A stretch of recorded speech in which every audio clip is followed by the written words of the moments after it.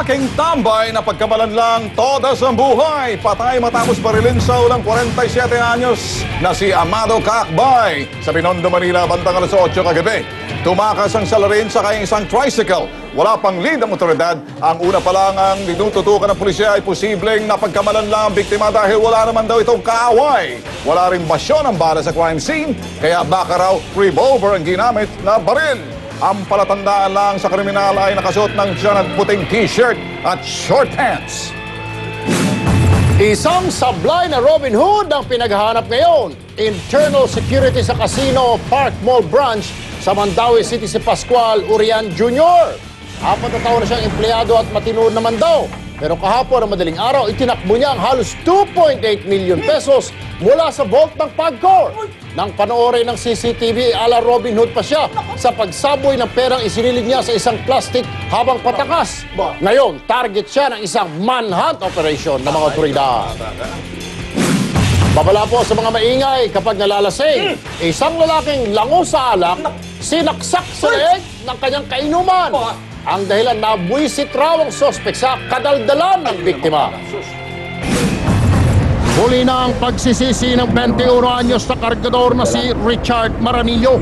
Matapos niyang mapatay ang caretaker ng tinutuluyang compound sa Binondo, Maynila kagabi. Sa sobra kasing kalasingan ng sospek, sinaksak niya sa leeg ang biktimang si Rolando Gabion Sr. Matapos naman siyang mabwisit sa pag-iingay nooy lasing na ring na biktima. May trabaho ang tao, hindi niya patulugin.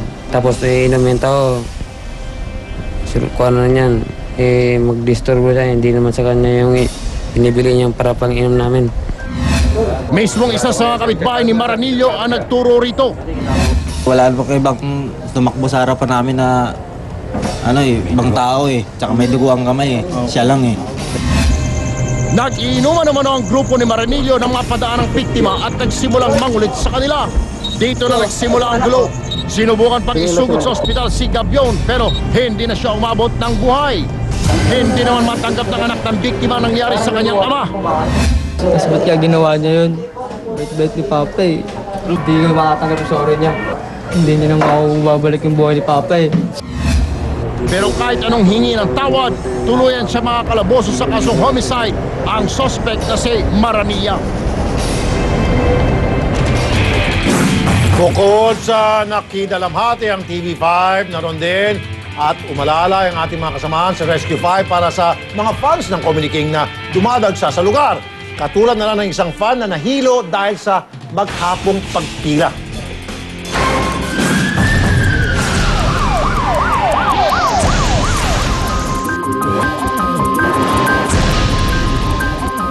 Nagsaman ang mga tao sa burol ni Comedy King Dolphy sa Heritage Park, Taguig City nitong Sabado. Dinayo pa rin ito ng 64 anyos na si Mang Alfredo Sales para masulyapan sa huling pagkakataon ng kanyang idolo.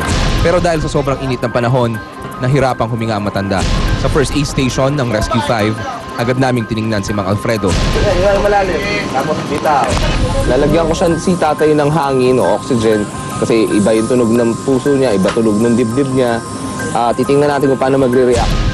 Galing pa raw Pulilan, Bulacan si Mang Alfredo at ang tanging pamasahe lang ang bitbit niya nang lumuwas siya sa Maynila. Kaya mo magutom para kay Dolphy, gano'n? Wala idol ko rin. Ilang saglit pa, sinamahan namin si Mang Alfredo sa chapel kung saan kaburol ang kanyang namayapang idolo. Nanalangin ako, dumalangin sa Panginoon na makaintin siya sa sinapupunan ng Ama. Pumanaw man ang isang alamat na katulad ni Mang Dolphy, ang mga ngiti at alaalang iniwan niya sa ating lahat mananatiling habang buhay. Hensel Kiling, Rescue 5. Kung kayo po mga kapatid, may emergency, aksidente man yan sa kalsado sa inyong mga tirahan, tumawag agad sa Rescue 5 hotline 922-5155. Magbabalik po ang T3, dyan lamang po kayo. Sumbungan ng bayan, ang tunay na sandigan, mahirap. Don't go away, magbabalik ang T3.